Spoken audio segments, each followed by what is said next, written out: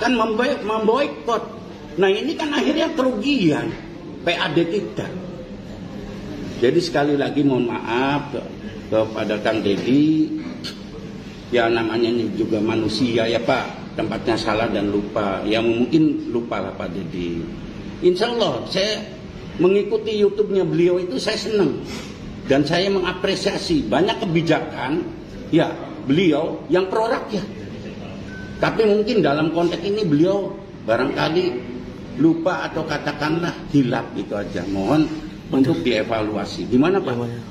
Ada ancaman terhadap sektor pariwisata Pak mengenai kebijakan ini? Ya jelas dong. Tadi kan apa sudah, ya tingkat hunian yang mau ke sini turun.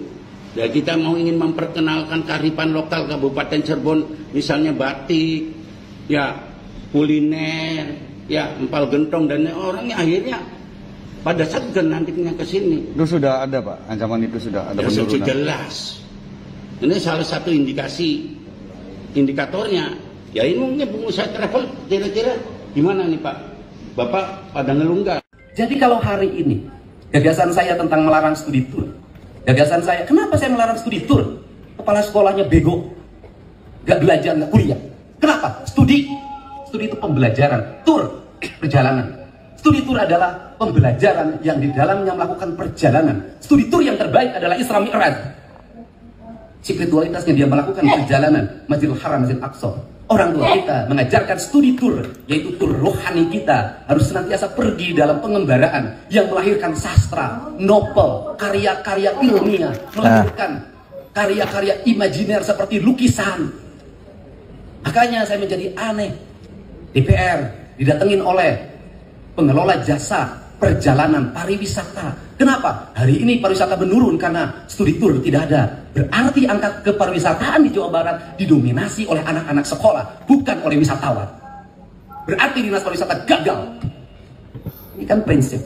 Kepada seluruh ex-karyawan Hibis di Bogor, saya sampaikan bela sungkawa atas kehilangan pekerjaan teman-teman sekalian, sekaligus kehilangan janji daripada Gubernur Jawa Barat yang akan memberikan honor kepada teman-teman yang telah kehilangan pekerjaan. Saya kira teman-teman ex-karyawan Hibis di Bogor ini secara level, secara derajat melebihi dari level PHK. Kenapa? Karena mereka kehilangan pekerjaan, bahkan menjelang Ramadan, itu tiada lain, tiada bukan, karena penyebabnya adalah Gubernur Jawa Barat sendiri. Kemudian juga Hibis sekarang sudah hijau, sudah ditanamin. Hari ini hari terakhir alat-alat berat beroperasi, dan kemudian juga para pegawainya sekarang sudah nanam pohon. Ya sedikit-sedikit juga ada bantuan untuk menjelang Lebaran.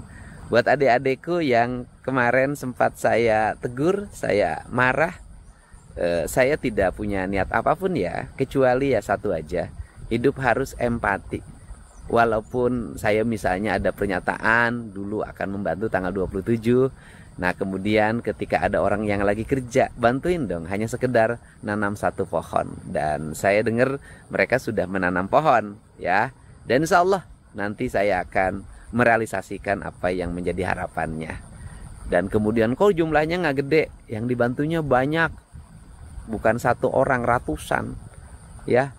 Ratusan, itu pun saya nyisihin buat jatahnya nih yang sebagian disisihin ke sana. Berkabung untuk kepedihan teman-teman ex-karyawan Hibis, saya bersama kalian. Semoga Pak Gubernur ke depan memberikan kebijakan-kebijakan yang menghasilkan, tidak menambah masalah, tetapi kebijakan-kebijakan yang mengurangi masalah, meminimalisir masalah yang ada di Jawa Barat. Mencegah kemacetan ketika nanti Lebaran di puncak sudah kita lakukan dengan membebaskan sopir angkutan umum atau angkot di Cipanas dan di Bogor untuk tidak beroperasi selama musim libur seminggu setelah Lebaran. Dan tujuannya pertama adalah agar tidak ada angkot-angkot yang ngetem sehingga menimbulkan kemacetan. Yang keduanya juga memberikan istirahat pada mereka. Biarkan mereka seminggu nggak kerja tapi dapat penghasilan, karena mereka sangat terbatas penghasilannya sekarang. Kemudian yang mana lagi? Yang Garut udah lancar ya, mudah-mudahan yang Cirebon lancar semuanya. Dari Pemda retribusi keamanan nama retribusi mantap. Iyalah dari Pemda ya. Ini part 2 nya nih, lihat Kak, tolonglah Pak Dedi, ini udah sangat meresahkan ini di pasar induk Cibitung. Nggak ada yang ini, aslinya udah dari dulu Kak, Pak, dari 4 tahun yang lalu semenjak saya masuk di pasar induk Cibitung.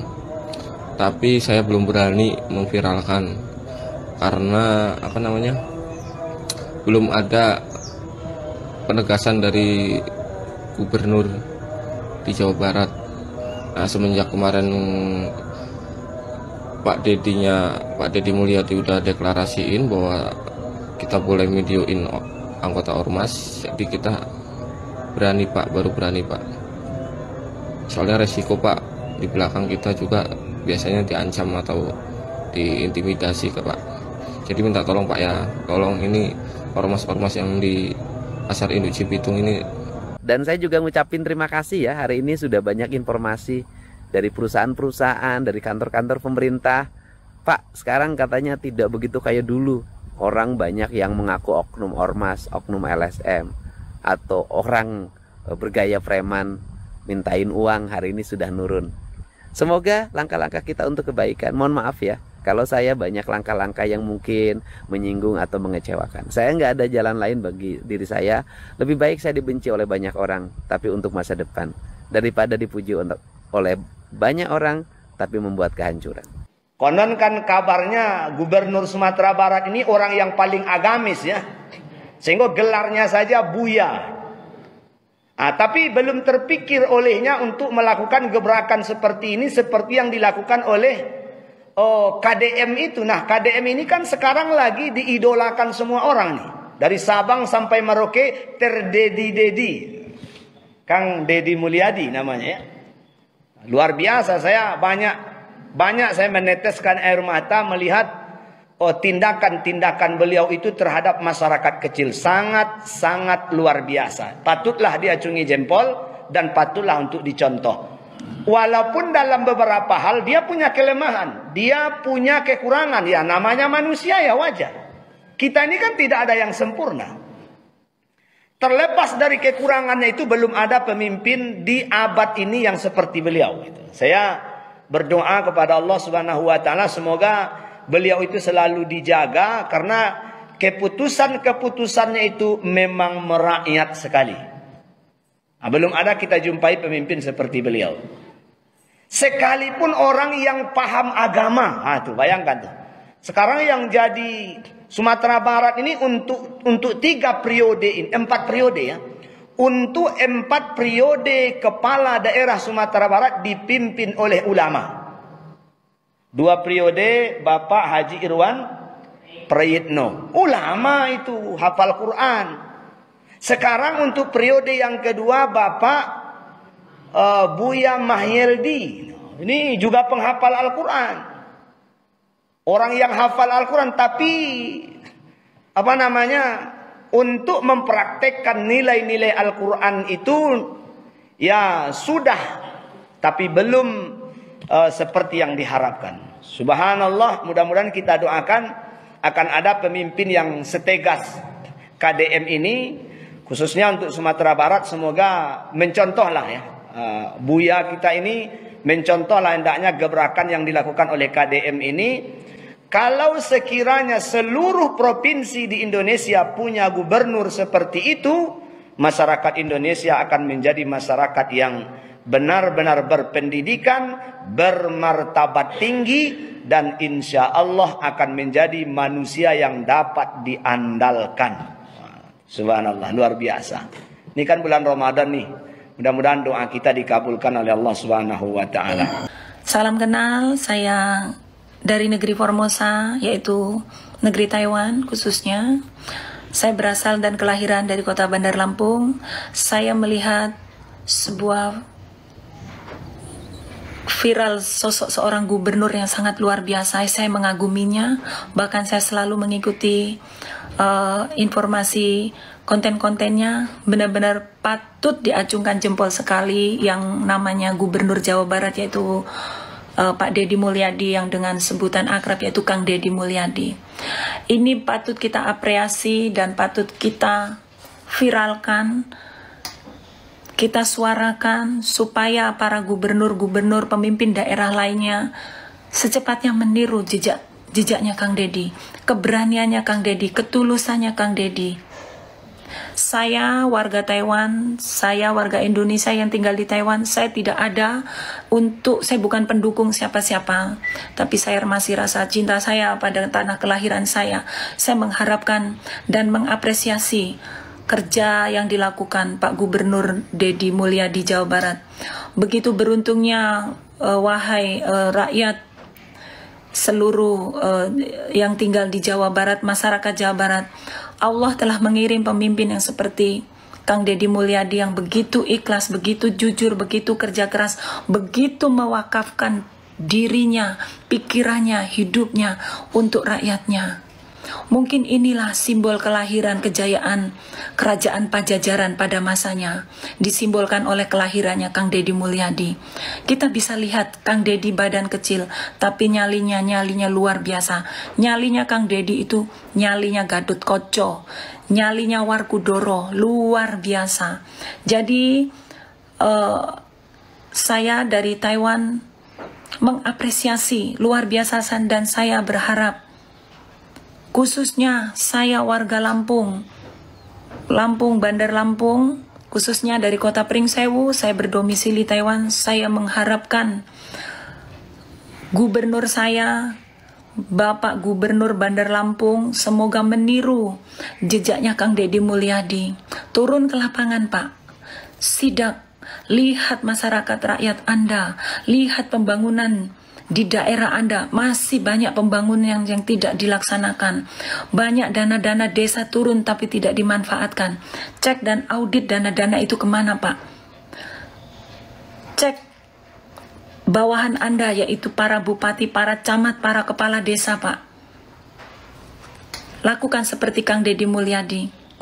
Dari melihatnya kepemimpinan Gubernur Jawa Barat, saya ingin mengirim sebuah pesan untuk Bapak Gubernur yang baik.